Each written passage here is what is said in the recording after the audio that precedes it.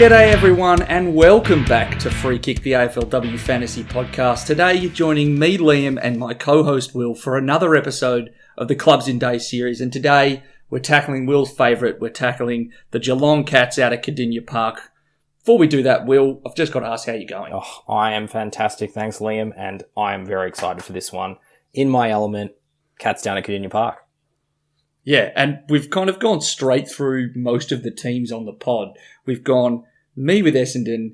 We've stolen Mel while she's away on safari and Fremantle. We've jumped straight across to you in Geelong. We've really condensed our kind of fandom into this one block.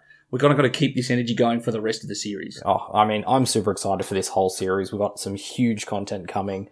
So even though this is my team, and I am, of course, pumped for this, it's a huge series and we've got plenty of exciting stuff to come.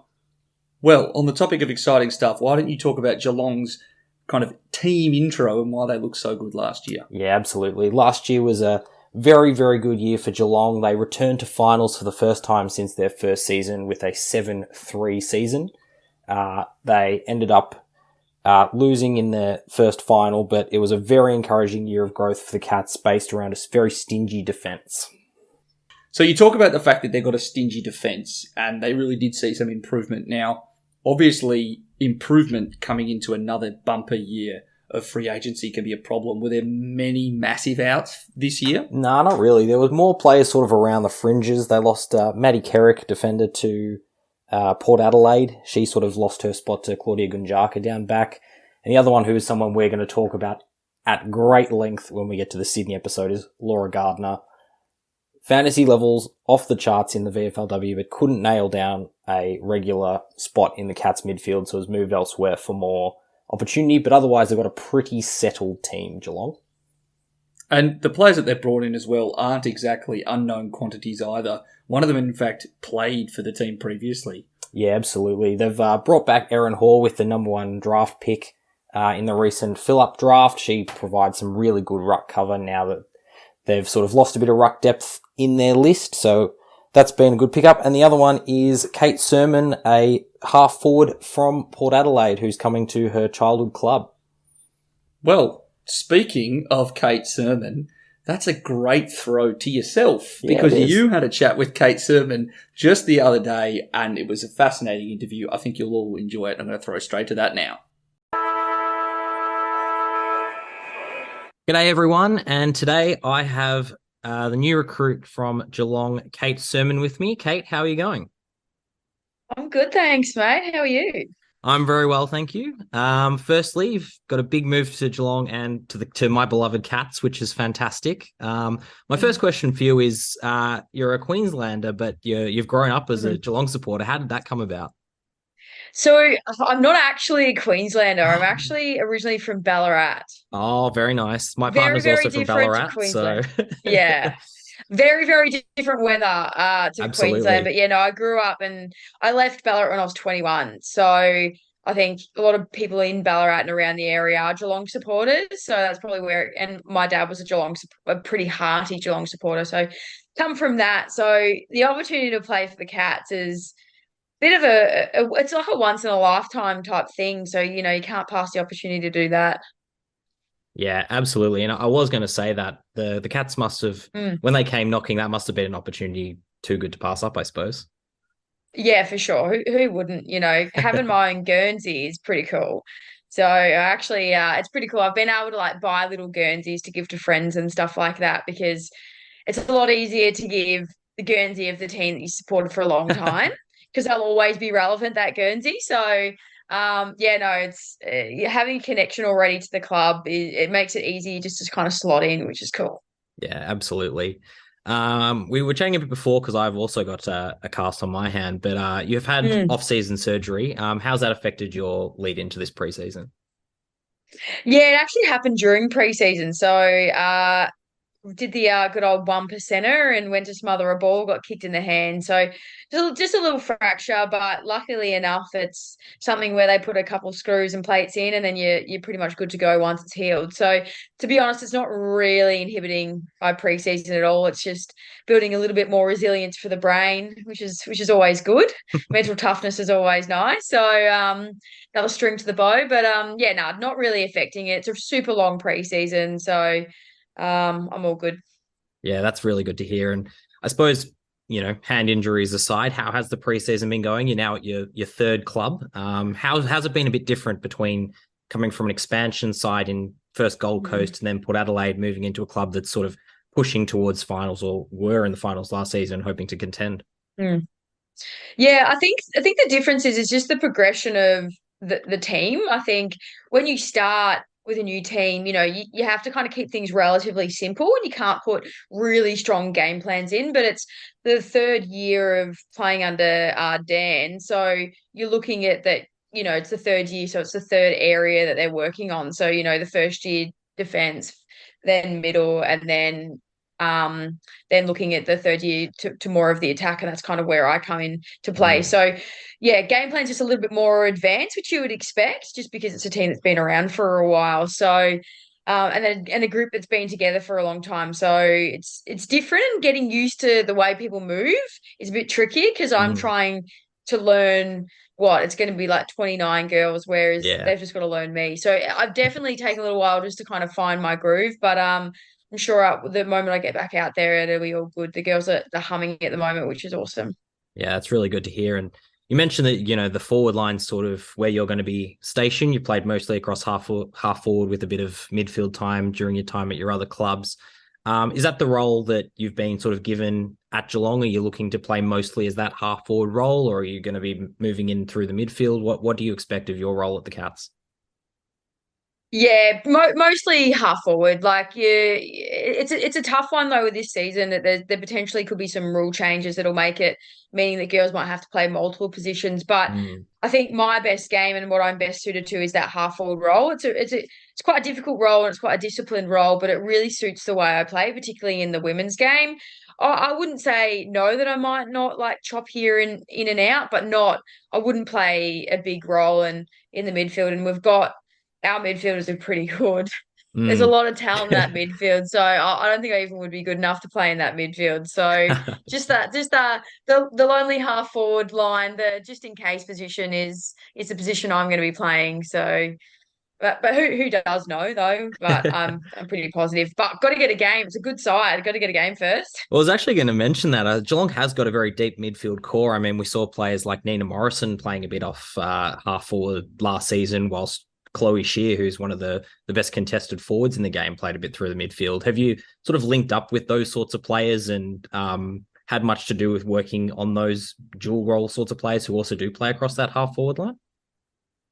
Yeah, yeah. So like just like most teams, girls who come across different lines work in different positions and stuff like that. I think what I notice is and what the key to the Cats is more that everyone plays a role. So no matter what position you're playing, you know the position for that role. So whether you're playing the midfield, you play that role. Doesn't matter who it is, they play that role. Same with forward and vice versa. So linking up with, I mean, they're both very different style players. Oh no, Hello. but they're super talented. So Sherry's just the ability to mark and read the ball is pretty amazing, and Neen's is just her invasiveness is pretty cool to watch.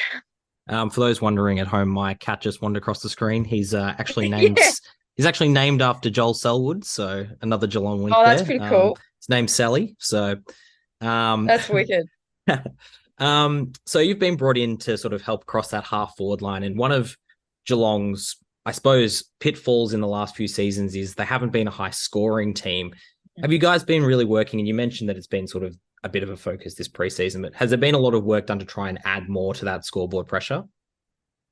Yeah, for sure. Like I said, they've, Dan come when he came in, he can't just go bang, we need to do everything. You got to slowly integrate things. And this year, the attack is, what we need to focus on. And in the past, the forward line probably has let us down. Not the players, it's probably Mm. more the game plan and the Yeah. structure around what we do in different scenarios. The players are there. So I think that's really our focus, but just remembering not to forget what prior years have done, Yeah. and we kind of it's kind of more building off of that. So yeah, it's definitely the main focus, and you got to win games, you got to score, and when we play against those tougher teams, those higher up on the ladder, scoring's an issue. And the only way to beat teams is to score. Yeah, So exactly. Most underrated stat in the game, the scoreboard, I reckon. People often forget that. But I guess so you win. I guess the contrast to that is the reason Geelong was a contender last season was they did have a very stingy defensive unit, and you're coming in as a mid half forward, but I'm sure that team defense has been, an aspect that you've been brought into. How's that been working in a new sort of team defensive style? Yeah, I think it's to be honest, like half forward roles don't change much no matter where you Mm. go. Like Yeah, it's usually the same stuff. Like it's a lot of gut running, and it is putting that forward pressure on. But the reality is we can only protect and help the defense is by putting as much pressure on as what we can. yeah, So I think that wasn't the defensive pressure. I don't think really was an issue for them last year either. I yeah, think that's why the absolutely. defense Yeah, was able to do what they can do. Not taking anything from the defense, they're very good, but I think our new forward, the way we play our forward structure this year, is going to put even more pressure on our defenders, which is going to make them even better yeah. going into season 8. So yeah, just classic small person. All you gotta do is like put pressure on, pressure and run. Yeah, absolutely. And I like that you're sticking up for the forward group, saying you're the ones doing all the work. So that's a good way for a forward to be. Um, Yeah, I know. yeah, fantastic. I guess just moving back to yourself personally, like how have you felt about the move to Geelong, just more from a personal sense? Has it been, aside from going to a club that you really like, has it been a challenge moving to a third new place, or has it sort of Hmm. felt quite natural because you have been going to a team that you quite, you supported as a kid? Has that been helpful in that regard? Yeah, I think it's been really easy. Mm. I know that sounds like, and I think everyone always would say that because it always sounds really good, but to be Mm. honest, it really has. Like, and even with injuring myself, um, it's still been quite easy the whole transition. Mm. Um, I mean, I'm from Ballarat, so I've got a lot of friends in Geelong, in Yeah. Melbourne, still in Ballarat. So I've got a lot of people outside of football, Yeah. which Yeah. Of course. always helps. And you learn a lot of lessons. When I went to Port, it's the first time I'd lived and done the season away from my other half. So you learn a lot of lessons. So Mm. you can't also take that away that, oh, maybe I've come into this environment, maybe a different person, Mm. and having different thoughts on everything. So I think that also plays a part. But I'm really lucky enough. The clubs, it's pretty obvious, like from the out, the club's just super welcoming. Mm. The girls are really lovely. There's no one that's really superior to anyone else. It's just a really good Yeah. group. So I'm really, really lucky. And we all have the same goal. We want to have fun. We want to win. And Yeah. I want to win too, and that's one of the reasons why I come to the Cats, because I think it's a team that can win. Yeah, that's fantastic to hear as a cat supporter as well. Yeah. Um, you might have been able you actually said a couple of words, which is learning lessons about yourself, which is going to lead me to a question that you may actually be able to avoid because of your hand. But I hear that during the 2020 lockdowns, you actually took up learning the saxophone. Are you still a keen saxophone player? And I was hoping it might have been on hand for you to play or something, but you might have managed to get out of that one. Yeah, no, actually, so I actually learned saxophone as a kid.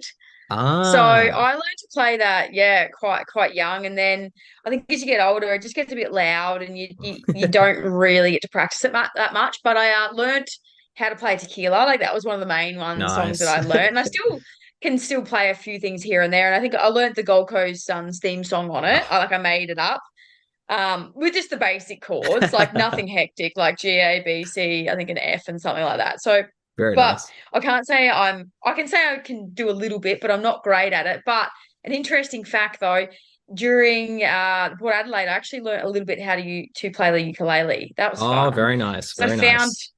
I found that I had a little bit more free time than probably what I would have liked to. And I was like, I didn't want to kind of scroll on my phone and all of that. So I just learned how to play the ukulele. And it's amazing how much time goes by.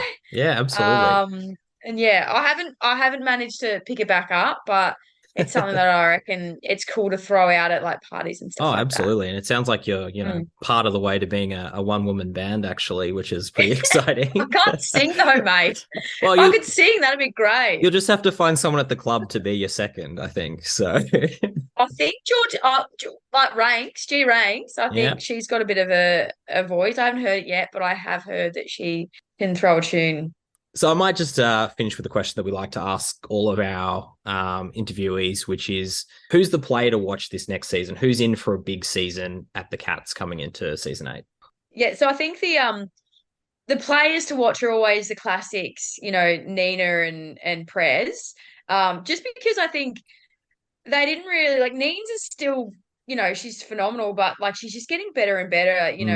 Mm, But if you're looking at someone who you maybe not really like, there's two people. I reckon Kate Darby. yeah, I reckon she's one of the young yeah, guns. she's She is a gun, but yeah, she's she's been she's she's up been in the there. Like she's competition got for a a full long one. time. So yeah, she would be one, and then Darcy Maloney, I reckon. Oh yes, She may spend a bit more time inside, and her ability to use her feet, and make a good decision. So those two are the ones that people may not know as much mm, about. From watching on the sidelines, I'm impressed from the outside. So, but there's so many good players in this team, so yeah. you'd say anyone, to be honest. Yeah, Darcy Maloney is a player that I've always really enjoyed watching, so I'm very happy to hear that. And we actually had Nina Morrison on the Yeah. podcast last year, and the player she mentioned was also one of the veterans, which was Chantal Edmondson. So there is actually a bit of precedence for talking up the veterans down at Geelong. So I rate the Kate Darby one. I'll say that. We're not me. Oh, well, maybe I'll be next, hey? We'll have to get someone on and be like, oh, Kate Surman, she's the veteran superstar of the forward line, and say something like that. Mate, they'll just be like, she doesn't shut up. If you can give her a muzzle, you'll be all right. Yeah. I gather you're coming into a group of players who do like a chat. I hear Amy McDonald and Becky Webster also like getting on the gab. So Yeah, they're pretty silly. I like silly people, but I think when you're looking at the extreme, I reckon I'm a bit further down the scale than ooh, what the team is. When you're looking at silly people. But also I've only been here a little bit, so I'm sure more and more of their personalities will come out as they get more comfortable. yeah. Well, very good. Some fantastic bits of information there. Thank you so much for coming on. No problem, mate. Thanks, Will. Thank you. Will, great chat, great interview. If you could say, like, what was the most interesting thing you took away from it, what was it? Other than the fact that Kate Surman's learned how to play ukulele, I reckon it's basically the fact that the Cats midfield is absolutely rolling, and that's something that we like to see in fantasy terms because midfielders get the points. Look, I'm going to counter you on 2 points there. First of all, great fantasy takeaway playing the ukulele, very important to all our listeners. And secondly, a rolling midfield is excellent, but here's my question. It's going to go straight to kind of our top five, is you say settled, I say no more room for growth. Well, it's individual growth that we're looking for because, and we'll get to it very shortly, but the player number one, I think there's still some pretty impressive growth to come from this player. Well, you can just jump straight right into talking to her because, yeah, we're kind of at that point anyway. So, Will, who's your number one most relevant player at Geelong this year? Yeah, number one, Georgie Prasparkas. I can't say how excited I am to watch Georgie Prasparkas keep playing down at Geelong because she is such a talented footballer. We kind of talked a bit about her last year. She had a pretty good rookie season as a wonderful sort of cash building option. And then she basically just jumped straight into an almost elite tier of midfielder, which was really impressive for someone who's still only 19, 20 years old. So I guess from that, we kind of think there's probably more natural improvement there. Can she push up towards that 90 average? I reckon definitely a chance. But yeah, what do you reckon, Liam? I'm agree with you in all bar the room for growth because I think that the problem that we've got with Georgie is your number 2 player, which is Amy McDonald, who also improved massively last year. Like, she has taken, increased fantasy scoring steps in every single one of her last 3 seasons, and actually outscored Georgie last year, and is probably, at this stage, a more prolific user of the ball than Georgie is. I think the fact that you've got 2 top 10 scoring fantasy midfielders in the one team, they will limit each other in how high that they can go. I think if you were to, and I know that that's ridiculous given that there's a Noffy and a Hatchard at Adelaide, but even then, that they're like Ebony Marinoff is the most prolific player that the league has seen. Like that is an outlier, I would say. Yeah, and I tend to agree with you, and I think that Prasparkas gets my number 1 because there could be growth. I'm not saying there's guaranteed to be growth. I think she could very easily become a more impactful and fantastic player while keeping her fantasy scores around the same mark. Whereas as you said with Amy McDonald, she's been increasing year by year. Last year didn't drop below 70. So she's ultra consistent, which is why for me, I think Amy McDonald's one of these players that you'd probably be looking to bring in around about round 7 or 8 to round out your team rather than starting with her.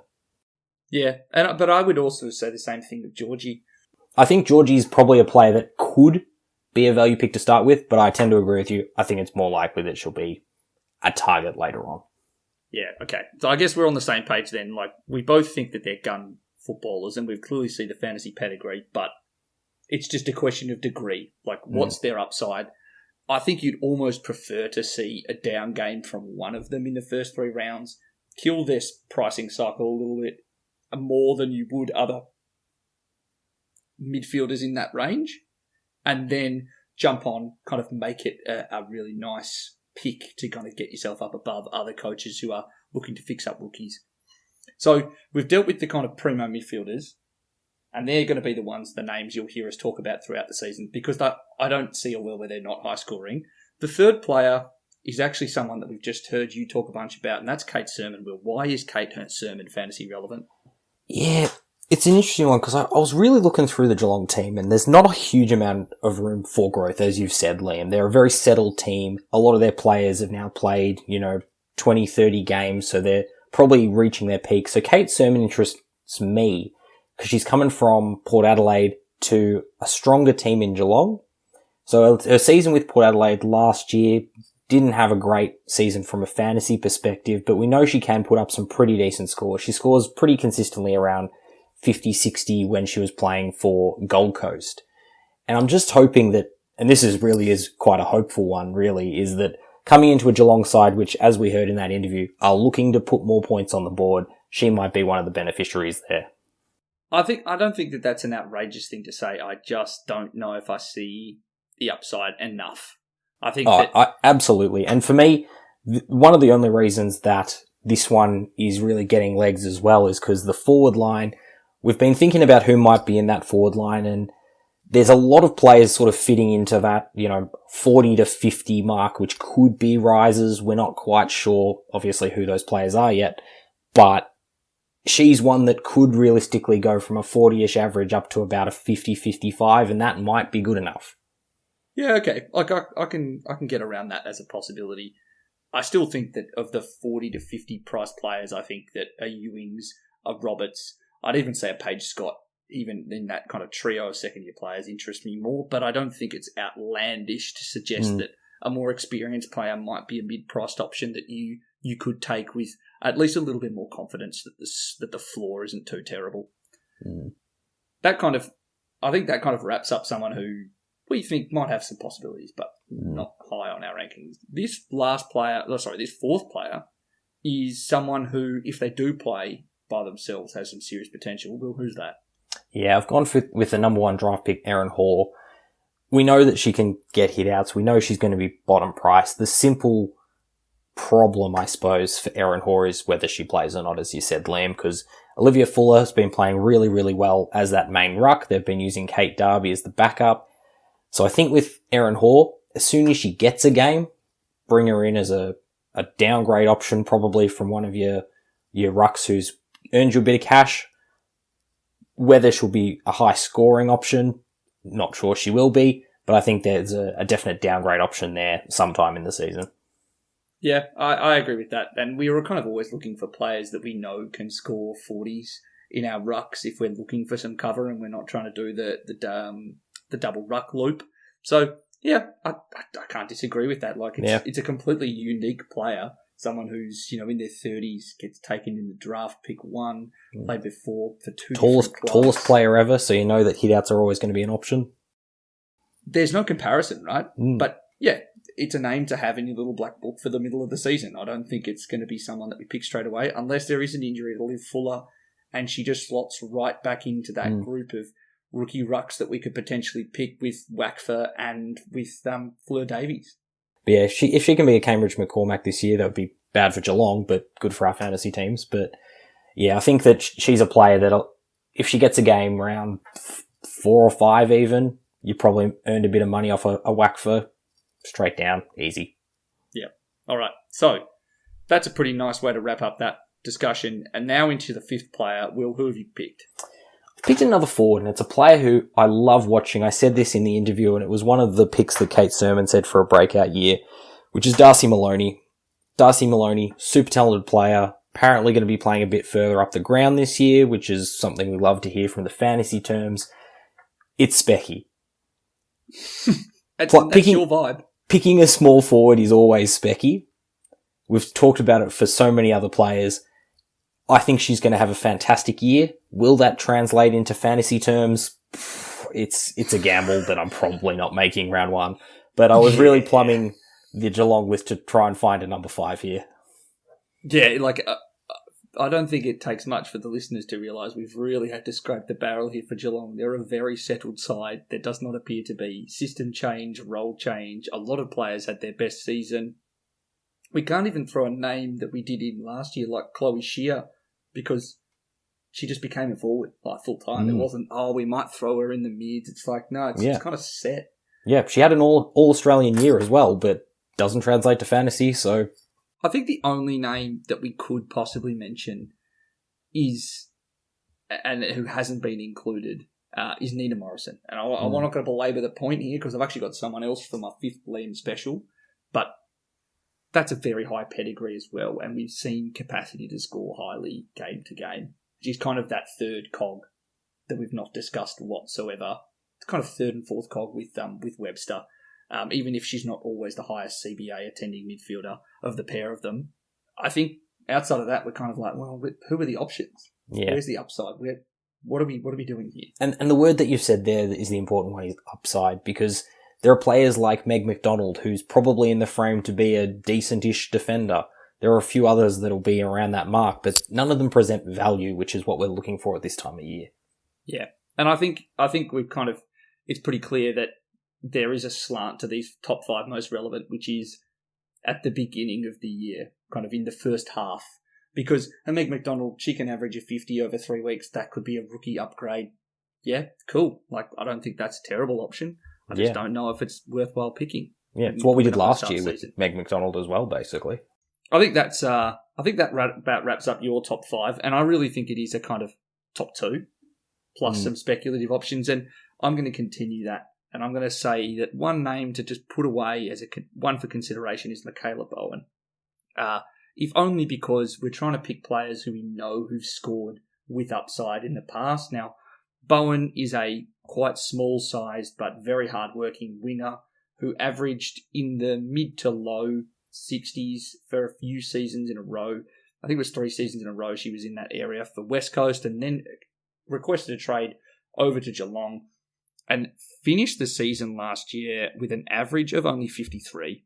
Now, I think that is partly to do with the fact that there is just a good spread of midfielders and potential scorers in a better side than Geelong than at West Coast, but given that we've seen Michaela Bowen in particular in Season 5, she had an average of 67. Again, just playing as a winger, I think it's a decent possibility she could go up to that high again, particularly with someone like a Laura Gardner stepping away. I know that's only a 40 to 50 point average that is going to need to be replaced by scoring from someone, but I don't think it's beyond the realms of possibility that Michaela Bowen could see a bump. Yeah, and the other thing is she's still only 22. That's one of the things about a lot of these Geelong players. A lot of them are still really young. McDonald, Prasparkas, Darcy Maloney, the other one we mentioned. There is room for improvement. Whether that translates to fantasy improvement, I guess we'll see. But it's not a wild thing to suspect that a player like Michaela Bowen will improve. So I think that's a fair one. Yeah, well, I think that's a nice little way to wrap up then our Geelong pod, which is to say, well, there's a room for improvement for a lot of them. We're just not sure about how fantasy relevant they're going to be. Which means that we're now going to wrap up and we're going to tell you to make sure, first of all, to follow us on Instagram and follow us on Twitter, because what you need to be looking at is our best 21s, which we put up alongside every one of these episodes. So for Geelong, there'll be our predicted best 21 for the side going into the beginning of Season 7. And you can find us on Twitter at FreeKickWPod. Where can they find you? Yep, they can find me on Twitter and Instagram at WillH_VI. And you can find me on Twitter at LiamAFLWFantasy. Well, that'll be it for today, folks. I hope you enjoyed today's Geelong episode, and I hope you're really excited for tomorrow's equally fascinating Gold Coast Suns episode. See ya. Great stuff. See you, everyone. See you next time.